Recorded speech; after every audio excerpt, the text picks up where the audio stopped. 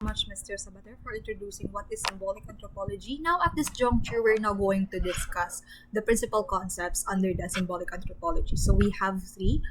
First, we have social drama. This is a concept devised by Victor Turner to study the dialectic of social transformation and continuity. So, according to him, it is a spontaneous unit of social process and a fact of everyone's experience in every human society. So, as a recurring experience in a social organization, for example, there are four phases or four acts in social drama. First is a rupture in social relations. Second is the crisis that cannot be handled by normal strategies. Third is the remedy to the initial problem.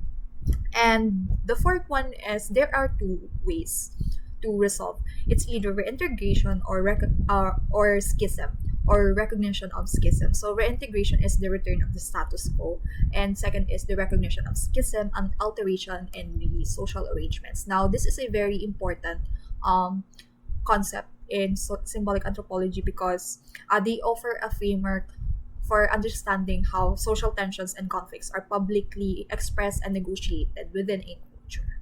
And next is the thick description. So it is compared to an onion. So it is a thick description because it is a concept that states that just like an onion, culture consists of layers.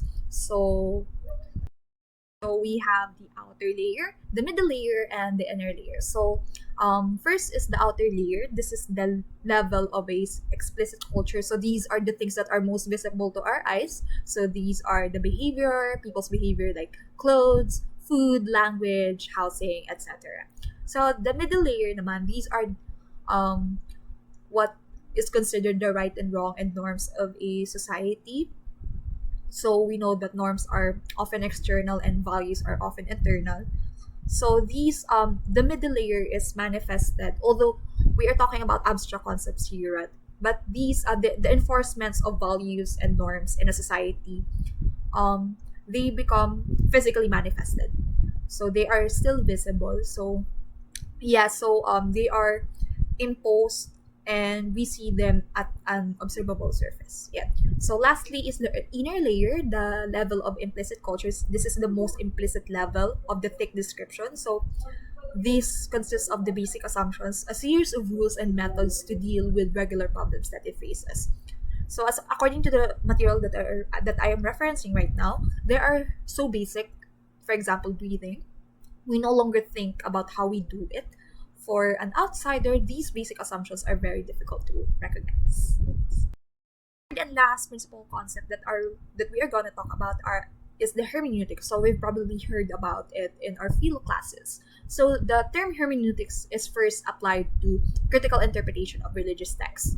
So according to Woodward 1996, the modern utilization of this term is a combination of empirical investigation and subsequent subjective understanding of human phenomena, as it is now being applied to and understanding symbolic anthropology.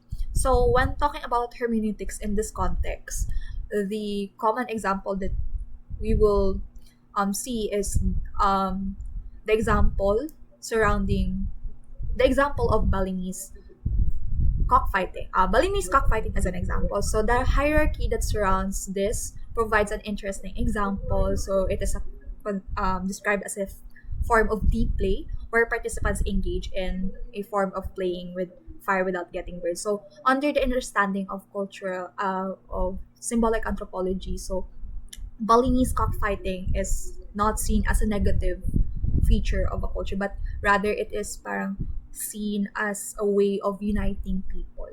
So yeah, forward to the criticism surrounding symbolic anthropology. So we've seen some of the perspectives from Marxist and cultural ecology. So according to some um, Marxist perspective, there is a gap between cultural system and social reality.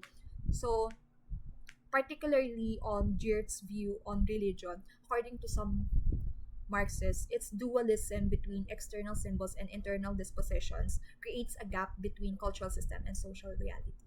Next is anthropology should focus instead on historical conditions shaping religious practices. So one of cultural anthropologist Talal Asad, he argued that anthropology should focus instead on the historical conditions shaping religious practices. So they should move away from universal definitions of religion because of different development of practices across societies. And there's also a criticism that symbolic anthropology focuses so much on individual symbols. So this is also from a Marxist perspective. So they also contend that symbolic anthropology describes social conduct and symbolic systems without attempting to explain their underlying causes, focusing excessively on individual symbols. And lastly, some cultural ecologists claim that symbolic anthropologists are fuzzy-headed mentalists because this specific side of the anthropology is engaged now in unscientific and unverifiable subjective interpretations, and that symbolic anthropology is focused on mental phenomena and symbolic interpretation that are scientifically untestable and too subjective. Moving forward to the last part of our presentation, here are the examples of symbols that are, I believe, quite known to us, that are popular symbols to us. So, as cultured people, I know we know a lot of symbols that have a significant meaning to us as a society. Now, here we have the Torii Gate in Japan. So, as we know, this is a very traditional Japanese gate. So, it is believed that when you enter this gate, it is an act of purification and respect. So, you've finally entered the spiritual world. So this is a gate between the spiritual world and our world, the earth. Next is the Sarimanok. So this is a symbol of prosperity. This is a very famous symbol of the Maranao people in Mindanao. So yeah, it represents abundance, prosperity, and integral part of the Maranao culture and cultural heritage. So it often appears in traditional crafts and festivals.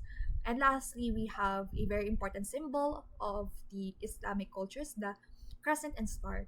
So yeah, it represents the faith's connection to lunar cycles and celestial realm.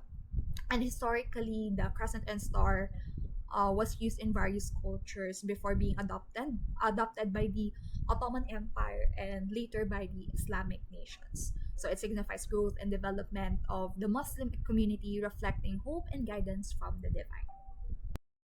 And that ends our presentation on symbolic anthropology. Thank you so much for listening, and I hope you learned a thing or